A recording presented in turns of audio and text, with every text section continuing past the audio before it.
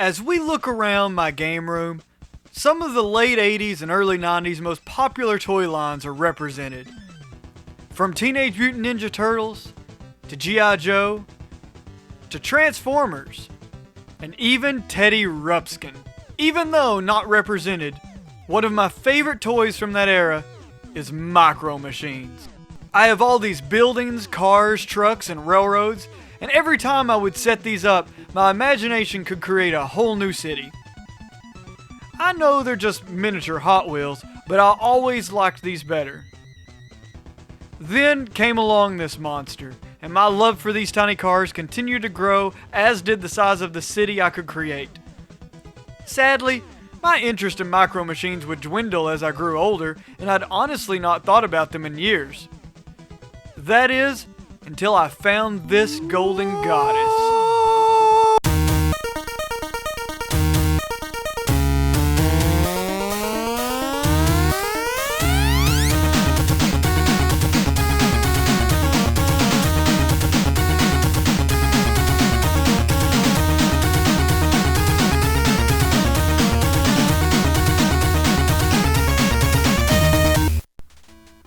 Of all the games that have ever existed, this is the one game that I believe did not exist. I mean, me and my cousins and friends love Micro Machines, so why did we never come across this game?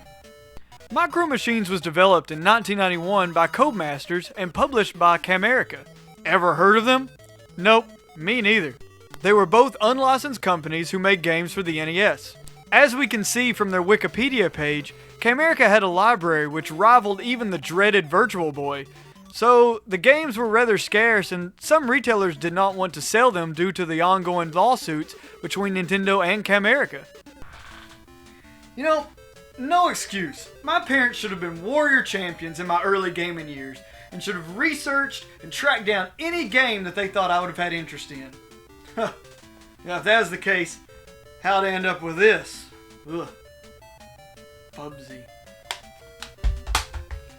You know, truth be told, they did a very good job of picking out games for me, as you can see in my Nostalgic Josh series. But enough of that. You know, you came here to watch Micro Machines in action, so let's do this. Absolutely brilliant? It better be. Not a bad song to accompany the slideshow of vehicles that will hopefully be used throughout the game. The character selection screen reminds me a whole lot of Maniac Mansion. So let's see who we have to choose from this time. What's with this homely beat up looking girl? Why would I choose her? Does she even have electricity in her box under the bridge? And Walter. Don't you think you could have shared at least a little food with Anne? I'll choose Walter anyway, because I was always a fan of the heavier drivers in Mario Kart, like Bowser and Wario. It's now time for my qualifying race in what I can only assume is a bathtub. Of course it is, because they are Micro Machines after all.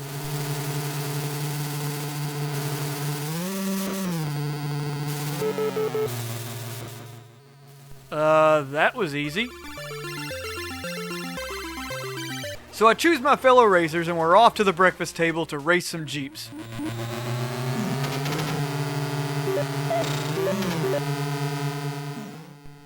At least there were 3 laps this time, but still no challenge.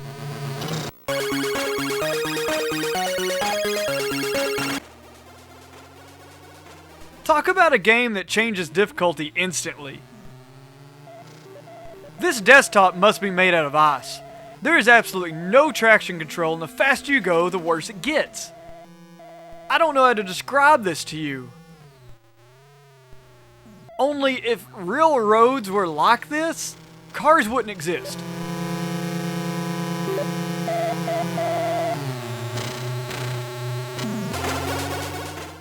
And the next level is fairly easy. Maybe it just depends on the type of car or how fast you go. Because of this, it makes it a little difficult to get used to each new track, and there's very little strategy involved.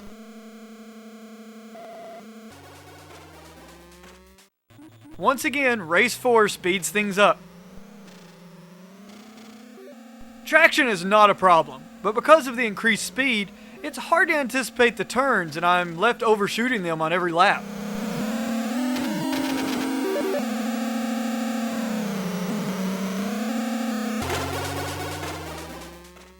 After race 4, I'm given a bonus stage in which I need to beat the clock. The speed is slow, but the traction is good. Regardless, without ever seeing this course, how am I supposed to win? Look at this small space between these boulders, and how narrow it is on this rocky bridge thing. Only a few mistakes and you can throw winning out the window. And you only get one chance. Look how sad Walter is because he didn't win this bonus. It's like I told him I wouldn't take him to McDonald's today. We're on the breakfast table again for race 5, and it's not that bad. Speed and traction are manageable and what I would consider normal. If you were slightly frustrated before race 6, just get ready to bring a cup. And by cup, I mean the cup to protect your balls, because this race kicks your balls over and over again the whole way through. Up until this point, we had been given a decent depiction of where the track is, with either chalk or Cheerios or something. But the boundaries of this track are vague and the speed is in top gear. Let me correct myself. The boundaries aren't vague, just non-existent. Up on the edge of this pool table, there is no chance for you to make the turns unless you come to a complete stop. But doing that will never give you a placing position.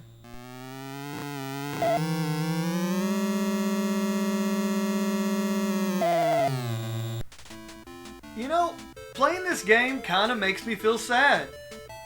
I admit I don't have the patience or the time like I did when I was a kid to really invest myself into this game, but it's really good. I would have loved to cover this on my Nostalgic Josh series, you know, knowing it was a game I might have had when I was a kid, because I would have loved to have it as a kid. I would recommend this game to anyone who is a fan of racing or micro machines. I mean, it is a very good game. You're going to have to invest a little bit of time in it. You're going to have to learn the tracks and the cars. But if you're really into it, it is well worth it. But until next time, see you, nerds. And hey, if you like my video, go ahead and subscribe to my YouTube channel, where I already have some old videos and will continue to post new ones in the future. See ya!